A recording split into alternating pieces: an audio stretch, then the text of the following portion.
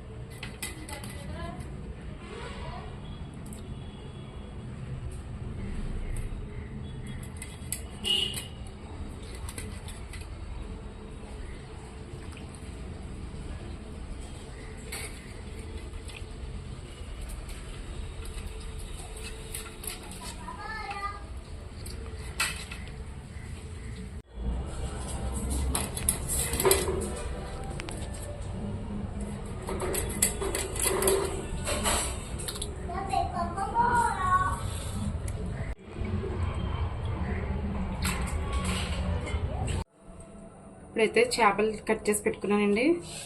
కూరకైతే కొన్ని ఉల్లిపాయలు మిక్సీ పట్టుకోవడానికి అయితే నీటిలో వేసి పక్కన పెట్టుకున్నాను.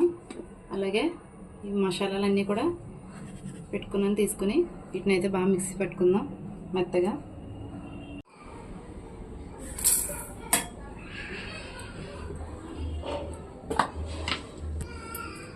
అల్లం వెల్లుల్లి అయితే వేయట్లేదండి. నాకు ఆల్రెడీ అల్లం వెల్లుల్లి పేస్ట్ చేసుకుంది ఉంది. దాన్ని ఒక 2 స్పూన్స్ అయితే యాడ్ చేసుకుంటున్నాను.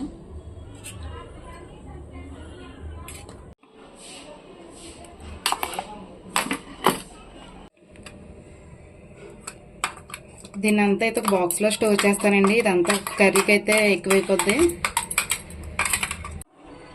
ఇప్పుడైతే గ్రేవీలోకి అని చెప్పి అయితే ఉల్లిపాయలు అయితే కట్ చేస్తున్నానండి. మసాలా పేస్ట్ చేశాను కదా, ఆ మిక్సీలోనే వీటిని అయితే మిక్సీ పట్టుకుంటున్నాను. ముక్కలు చెదిరిపోకుండా అయితే కొంచెం ఖాళీగా ఉన్న గిన్నెని అయితే పెట్టుకున్నానండి. దీంట్లో అయితే ఆయిల్ పోసుకుందాం.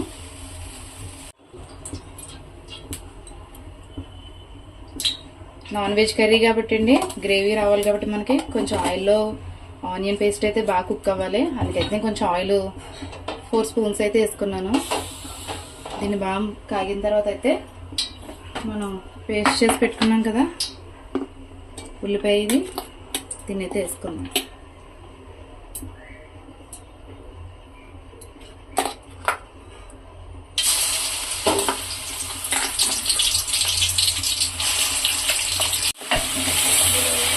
దీన్ని అయితే బాగా ఫ్రై చేసుకుందామండి, పచ్చివాసన పోయేంత వరకుని.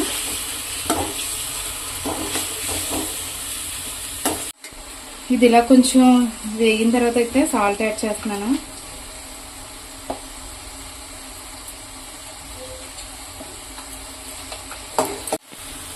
కొంచెం ఇలా వేగింది కదండి ఉల్లిపాయ.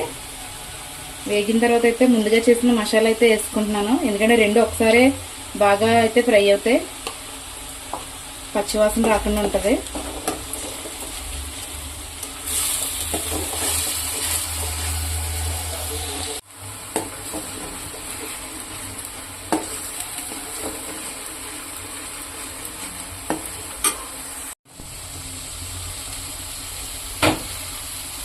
అలాగే కొంచెం కరివేపాకు వేస్తున్నాను.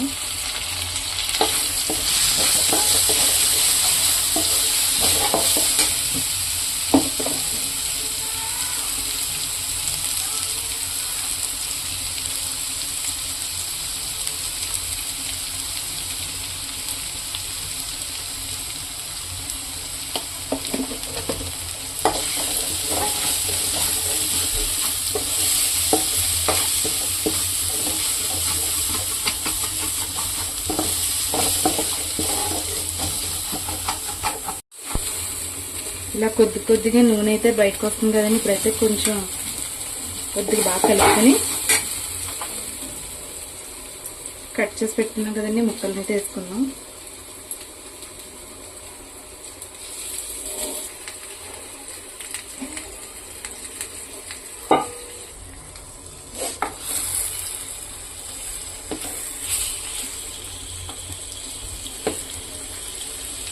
వీటిని అయితే అటు ఇటు తిప్పుకుంటూ కొద్దిగా సేపు అలా ఆ మసాలాలు అయితే కుక్ అవనిద్దాం. తర్వాత వాటర్ యాడ్ చేసుకుందాం.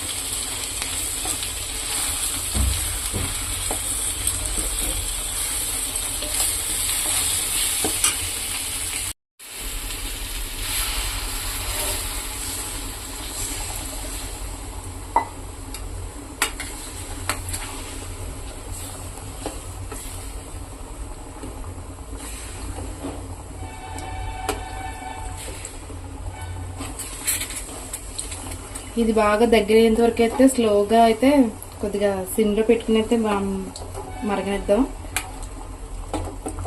సాల్ట్ అయితే అడ్జస్ట్ చేసి వేసుకుందండి టేస్ట్కి.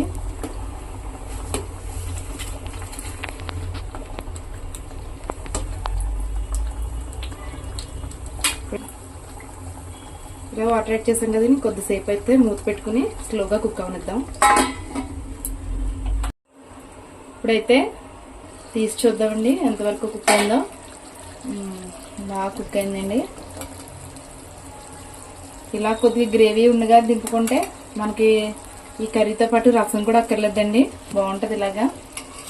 ఫైనల్గా అయితే కొంచెం కొత్తిమీర చల్లుకుందాం.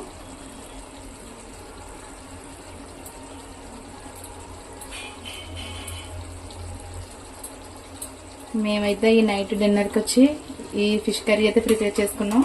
అలాగే మీ డిన్నర్లోకి మీరు ఏ కర్రీ అయితే ప్రిపేర్ చేసుకున్నారు అనేది నాకు కామెంట్ సెక్షన్లో చెప్పండి.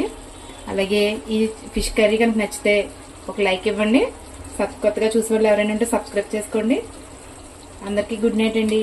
బాయ్.